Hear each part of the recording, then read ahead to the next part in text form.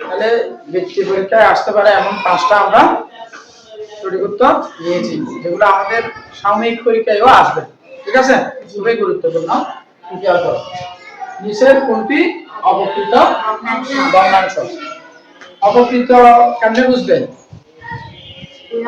লব থেকে সরি হর থেকে লব যদি বড় হয় সেটাকে কি বলা হয়? অবকৃত ভগ্নাংশ। তাহলে আমরা অবকৃত কেমনে বুঝবো? হর থেকে লব বড় কোথায় আছে একটু দেখো তো। এটাতে হর থেকে লব বড়, এটাতে হর থেকে লব ছোট, হর থেকে লব ছোট, হর থেকে লব ছোট।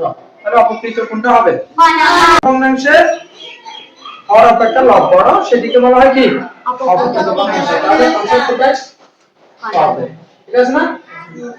এবার দেখো প্রকৃত ভগ্নাংশের মান কত? প্রকৃত ভগ্নাংশের মান কত? যে কোনো প্রকৃত ভগ্নাংশের মান একের চেয়ে ছোট। প্রকৃত ভগ্নাংশ কোনগুলি? যে হর অপেক্ষা লব ছোট হলে এই ভগ্নাংশগুলোকে আমরা কি বলি? প্রকৃত ভগ্নাংশ। অর্থাৎ যে ভগ্নাংশের হর অপেক্ষা লব ছোট তাকে কি বলা হয়? প্রকৃত ভগ্নাংশ। হর অপেক্ষা লব বড় হলে অপ্রকৃত ভগ্নাংশ, আর হর অপেক্ষা লব ছোট হলে প্রকৃত ভগ্নাংশ। যেমন আমরা একটা প্রকৃত ভগ্নাংশ লিখে দেখাচ্ছি, ধরো 5/2 নিলাম, এটা প্রকৃত হবে না অপ্রকৃত ভগ্নাংশ? প্রকৃত ভগ্নাংশের মান একের চেয়ে কি হয়? এক অপেক্ষা সব সময় যে কোনো প্রকৃত ভগ্নাংশের মান একের চেয়ে কি হবে? তাহলে আনসারটা কোথায় আছে? ঠিক আছে না? একটা एग्जांपल দেখিয়েছে, আরেকটা দেখো। 5 সমস্ত 3 নম্বরটা একটু সবাই দেখো। 3 নম্বর 5 সমস্ত 7/3 কোন ধরনের ভগ্নাংশ? মিশ্র। একটা পূর্ণ সংখ্যা থাকবে আর একটা প্রকৃত ভগ্নাংশ। একটা পূর্ণ সংখ্যা এবং একটা প্রকৃত ভগ্নাংশ যদি যুক্ত থাকে তাকে আমরা কি ধরনের ভগ্নাংশ বলি? মিশ্র ভগ্নাংশ, তাই না? তাহলে উত্তর হবে কি? মিশ্র। এরপরে দেখো 4 নম্বর 25.098 সংখ্যাটিতে 8 এর স্থানীয় মান কত? এখানে 8 এর স্থানীয় মান, এখানে দেখো তো এদিকে গেলে আমরা কি করি? একক দশক, আর এদিকে আসলে দশমাংশ শতাংশ সহস্রাংশ। তাহলে 8 কোন জায়গায় আছে? আছে সহস্রাংশ। এখন সহস্রাংশ কোন জায়গায়? এখানে দশমাংশ শতাংশ আছে, এখানেও দশমাংশ সহস্রাংশের বেশি আছে। তাহলে 8 সহস্রাংশ কোন জায়গায় আছে বলো তো?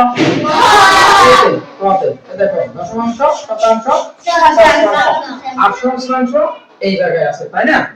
তাহলে এটাই হবে आंसर। এবার দেখো নিচের কোনটি 100/3 এর দশমিক ভগ্নাংশ? কোনটা বলতে পারবে? আমরা জানি যে 100 দিয়ে কোনো কিছুকে ভাগ করলে কয় অঙ্ক আগে দশমিক বসে? 2 অঙ্ক। আমরা এটা মানে কি 100/3 মানে কি? 100 কে আমরা কত 3 কে আমরা কত দ্বারা ভাগ করতে পারবো? 100 দ্বারা। 100 দ্বারা ভাগ করা একদম সহজ, আমাদের রাফ করার দরকার হয় না। একের পাশে কয়টা শূন্য আছে? লবে কত অঙ্ক আগে দশমিক বসালে ভাগ শেষ।